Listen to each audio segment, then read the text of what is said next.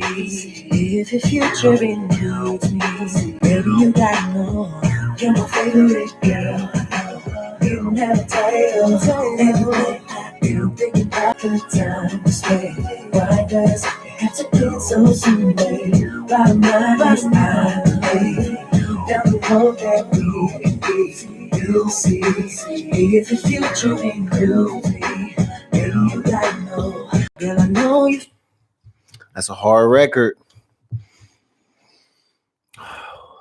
This is one of these whatever happened to those guys moments.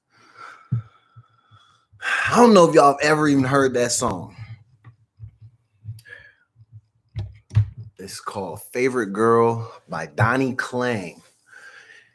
And most of America now probably has no idea who that is. If you saw the title of the show is called Day 26 and Donnie Klang. These are the guys that were on Making the Band. Diddy found the group of guys that were, formed and became Day 26. And then he also found this white guy who I think Diddy thought he had the next Justin Timberlake. And that was Donnie. That's one of my favorite songs. So on the show, they had showed where him and the producers were creating this record. And I think originally they had tried to give it to Day 26. It just didn't work with 5 voices or whatever the hell they got. So they gave it to Donnie. He has a couple of other songs where you'd be like, yo, I could see why they thought they saw the potential. But then it's like, yo, what happened to Buddy? What happened to Day 26? I feel like the Since You've Been Gone record and then that exclusive record, those were hits, man. These are songs I listen to every single day. I'm like, oh, when this come on, I'm like, this going harder than half the stuff that's out now. But it's like, what happened to these guys? What are they doing right now?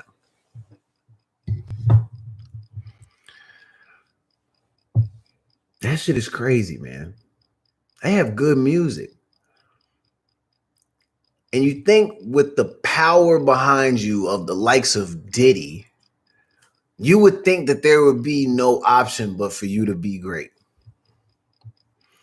And this is another prime example. It's not to say that he didn't try. I'm not saying that. Because obviously, if you watch the show, he did everything he could. He tried to get Mike off those grilled cheese sandwiches. He had them, vocal lessons. They was dancing, pop lock, all that type of stuff, man. He was trying to get them right. Drop an album, go on a tour. I think there was another album. If they have 2 albums, which I did not even look to confirm if they did or not. If you would ask me, name a song on the second album, I don't have a clue. I could only name 2 songs off the first album. And that probably has more to do with the fact that I can't remember nothing. But then I can be in here reciting your songs like it's no problem. It's easy work, cuz. I just don't remember the names to stuff half the time. But you would think with that type of power behind them that they would have a chance to just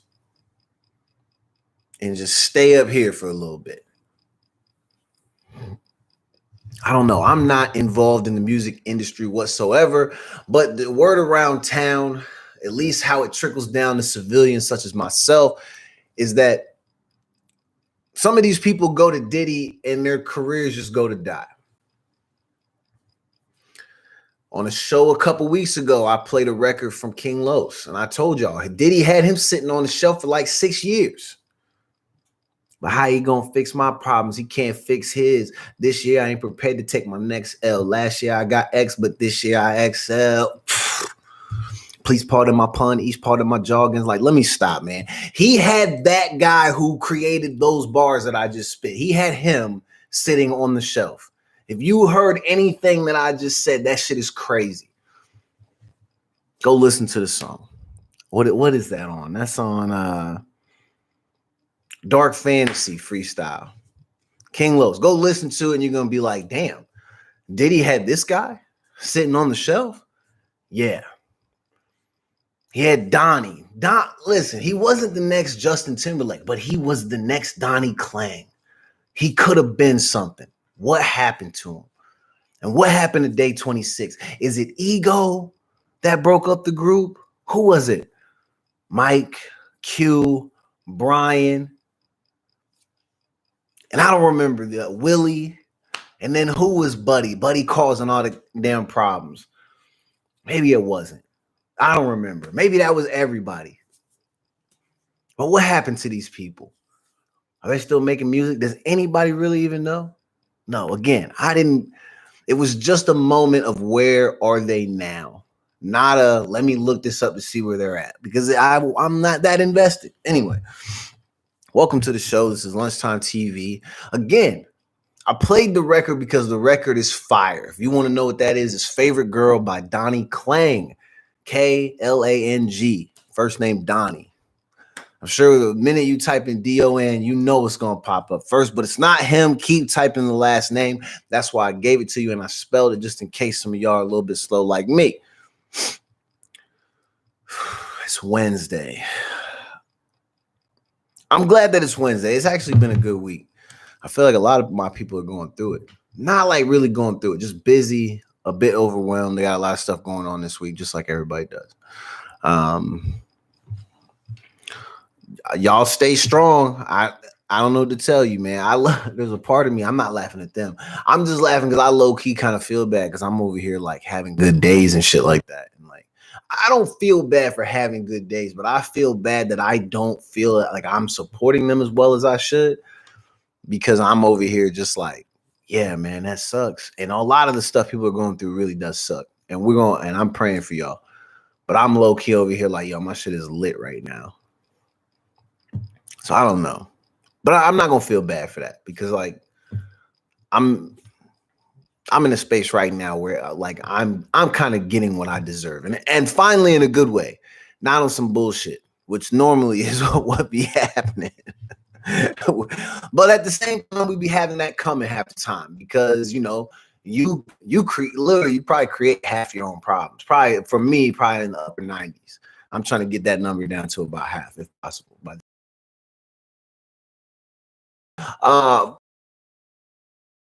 cool. So let's get back into this damn show. Because I have the power saving. I gotta turn that on because for the life of me, I don't ever. And so when I'm not charging the phone, battery is just out the damn window. And so I'm trying to do better about that. But no one's blowing my shit up, so there's no need for my phone to be, supercharged all day. But I do leave all the apps open with the location going. I leave the Uber Eats app open all the time just in case I need to place a quick order. And I had sushi again last night, and there's a big part of me that want to get on this phone right now and order this shit again. But anyway, I seen this video today, and I guess this happened over the last couple of days, where this young lady, I don't know what her deal is. And there was a part of me that wasn't even going to talk about this. I'm talking about it because it's funny. I didn't see what happened. I don't know what she did. All I know is this is a story of some goof that's maskless in an Uber. The video that I saw is shorty in her room recording from her phone some video where she's like, basically, Uber trying to play me. I'm finna sue. Y'all better run that bag. Da da da da da. F them. This is why I take Lyft. Why didn't you take Lyft that night, shorty? Who knows? But the Lyft people have come out and basically denounced her as a rider. She can't ride Lyft or Uber now because of how she's been acting. So shorty's on the no drive list for car service pickups. This is crazy. And she thought she was going to be funny and get online and try to call them out. Again, I didn't see the video where they show what happened. Didn't read the report, didn't read the story. Don't really give a damn about none of that, because this is just a story of an idiot trying to because listen, it's been a year. Y'all already know if you're going to do anything that involves the public in some form or fashion, you're going to have to wear your mask. If you start acting goofy while you're in those spaces and you don't have your mask on, you're going to end up on the internet probably, and then we're going to make fun of you. That's it. That's it. This is, like I said, a story about a goof trying to play like she's cool, and then she got busted out. And I love that she thought that the Lyft people were gonna come to her defense. Like, this is why I ride Lyft, and they're gonna be like, yeah, come over to Lyft if you don't want to take that bullshit from those Uber ass niggas. She thought that's what was gonna happen for her. That didn't happen for Shorty. Again, you're on the no ride list, excuse me. Yeah, shout out to anybody that's finna get a stimulus check. In the beginning of the last year, we talked about these checks, and everybody was thinking, well, we're about to be like some of these countries. They was getting them every couple of weeks or every month. I don't know the situations. People were getting paid. Americans weren't really getting paid. Americans kind of get paid from time to time. Listen, the last one they tried to set me, I know what they did with it. I know what they did. Remember the last round when people got stimulus checks? Oh, they ate mine because you know why? I owe money to the government for taxes from last year. That's cool. Take that. It's gotten to the point where I'm like, I don't even care because I don't think I'm getting it. I think they're just going to keep it because they probably know that I owe something. Go ahead and just keep it, cuz. But if you are someone who has been hoping that you were going to finally get what you deserve, and that's not said with any type of humor, it's just pure facts. These people take money all the damn time and allocate it to so many other places, and they have not been allocating it to their people when their people have been in need. So listen, ain't no shame in you taking a stimulus check at this point because you spent all of last year hurting, and it's not even enough. The check should be 5 racks easy for everybody. Doesn't matter what your situation is, 5 racks minimum. Maybe apply for more. And then it shouldn't be no where you got to give it back. No, give the money back to the people where it belongs. Hoarding ass muck. Anyway, if you're getting a stimulus check, man, they on the way. They passed it today. But at the same time, don't get your hopes up because this is America. I want to just say a quick thing, man. If you were watching basketball from earlier than 96, if you were watching basketball from like 93 to 2012, you know that if Allen Iverson would have been like 6'5", he actually probably would have been the greatest player of all time. And I know that sounds crazy, but it's just facts. People will tell you, if you look at AI's game, you go back and you watch the tapes, Cuddy could play defense. He could score. He could score from everywhere. Get into the cup, mid-range, long range, all that. Handles on crazy. It's crazy. I'm watching an old video today. It's Georgetown highlights. You know, Allen Iverson went to Georgetown. He's killing us from the tournament because obviously we're in tournament time. Shout out to anybody that's watching March Madness. But watching these AI highlights and watching this, he's like 5'10". Watching him out there getting put back dunks on people, hitting them with the bink, bink, jumper. Oh my God. All I could think about was like, God, what if this nigga was 6'5"? Like, could you imagine that 01 NBA Finals with a 6'5" Allen Iverson and a 6'6" Kobe? And then at the same time in Toronto, there's a 6'7" Vince Carter and a 6'9" Tracy McGrady. All these guys playing at the 2-guard position, playing the way that they played. AI was like 5'11", barely 6 foot, doing what he did. You go back, you watch those games. There will be, if you know basketball in any way, shape, or form, something inside of you will be like, damn, this nigga's right. If Buddy would have been 6'5", game over. All right, to the NBA stuff. I'm not going to lie to you, man. I have not looked at gosh, that sounds like the worst. So the Meyers Leonard thing, we're not laughing at this. Buddy made some anti-Semitic comments, and then he came out with this goofy ass apology because it's just the typical one. that they provide after they do something really stupid. Maybe it doesn't come from a place of hate and just a pure place of ignorance. That's fine. But the whole, I'm going to just educate myself and I'm deeply sorry, da, da, da, da, I feel like that'd be letting them off the hook. That's just my opinion. But anyway, this has happened. There was a part of me this morning that was kind of thinking to myself, I wonder how many people that are commenting on this have ever been in an Xbox Live or a PlayStation Live, whatever, any type of chat on the internet involving video games. I wonder if y'all have ever been in one of those. And if you have, then you know, and this is no bullshit. You can open up one of those lobbies, and I will say 8 out of 10 times, the first thing you hear out of people's mouths is a racial slur. It's what they do. You hear all types of offensive things. These video game people, they do everything they can, maybe, but probably not really. They claim to do everything that they can to try to eliminate that type of stuff from these environments. When we talk about it being, sometimes with a lot of these people, I'm sure it is from a place of hate.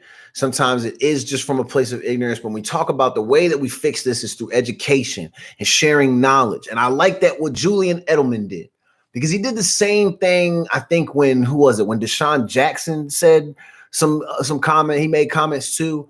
Julian Edelman opts to take them and educate them. Help them to understand. I feel like we take that same type of approach in most cases. Like, hold on, let me put you on game, because the best thing that I can do for you in those moments is at least allow you to walk away with free educational tools. Nothing more valuable than walking away with educational tools, and they come in many forms. So Edelman has reached out through an open letter and has explained to him, listen, fam, we should link up. Let me put you on some game. We'll do the damn thing. And I like that. That's respect. But if Buddy wasn't famous,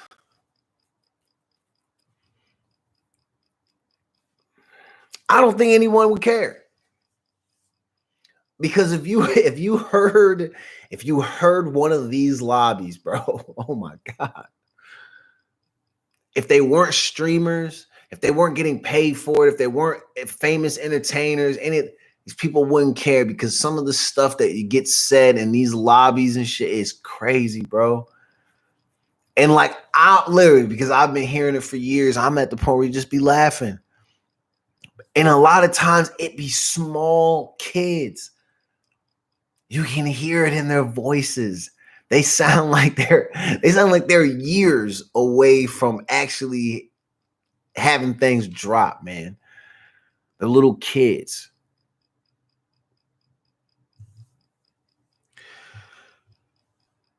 You want these people to not make these comments. And usually you fry the white people for it based on the type of madness they've put everybody through. And then obviously when it happens, from another race to these other races, you kind of put them on blast too. But a lot of times we're like, hey, y'all can't treat people like that because look at all these things that you've done. But the one thing that I noticed that they have not done is we have not put all of this at the forefront of our teachings when it comes to history. Start this shit from the beginning, bro. If you start it from the beginning and you teach them early, especially all this type of hateful language, and you explain to them what it means, and then you put them through these same type of diversity trainings that we all go through when we work at corporate jobs. If you start putting kids through some of that stuff, then when they get to that age where they're on these video games, they'll probably have an understanding where you'll hear, and I have heard kids on there too, when they hear those words and those names, because that's how you can tell some of these households are doing the right thing. You'll hear these comments and some of these kids will be like, hey man, not cool. We're not doing that here. Or that shit's lame, blah, blah, blah. And that's all you hope for. is that they'll put these type of people on blast, but not just because they're famous or they're rich. Through education, that's how you can kind of put a stop to it. But in history class, what do kids be learning about? Talked about this bum ass dude the other day. They're still out there teaching about Christopher Columbus, trying to make him seem like he's a fucking hero. Come on, man. You want these offensive ass things to stop. We got to teach these kids about this stuff and explain to them why it's so damn bad. And y'all refuse to do that because you don't want to have to hold yourselves accountable or the people that look like you. Anyway, Mr. J Cab's in the house. You know, I know Jared knows all about making the band. I know that's what he's taught me. He said, I'm here for the sing-off. Oh, that's right. In one of the episodes, these goofy ass dudes, no, you know why? Because they set it up to where they had to do this. It was like a freestyle battle type of setup, but they were like just singing at each other, like in each other's face going, whoa, whoa, whoa, whoa, whoa, whoa. It was intense, man. And whatever I just did, that was awful. That's why I couldn't make it in R&B. But that was crazy. And listen, MTV made them look goofy. I know that y'all were just doing what you had to do to catch that record deal. And y'all in that little sing-off will never be as bad as the band having to go walk to get cheesecake. And then the time that they had to stand outside and try to recite Biggie rhymes. And no one in the group knew the Biggie rhymes. I didn't understand that. Because I thought in music, especially growing up in that time, everybody knew the lyrics to some of those main Biggie songs. And the band didn't know them. And I remember they literally were just out on the street corner, like literally singing and dancing for like change and shit like that. None of them knew how to recite the lyrics. I said to myself, I will never, ever look this damn bad when it comes to reciting lyrics. It's embarrassing, man. Y'all need to go back and watch those shows. And if they're not on any of your streaming services, send an email to these goofy ass people and demand that you get access to Making the Band. If they got 15 seasons of Jersey Shore on there, MTV need to come up off the archives and put Making the Band on Netflix, Hulu, Prime, all of that shit. I'm out of here, man. I'll see y'all tomorrow. J Cab, shout out, bro. Jared, I miss you. That's my dog, man. I love him. Shout out. I'm out of here.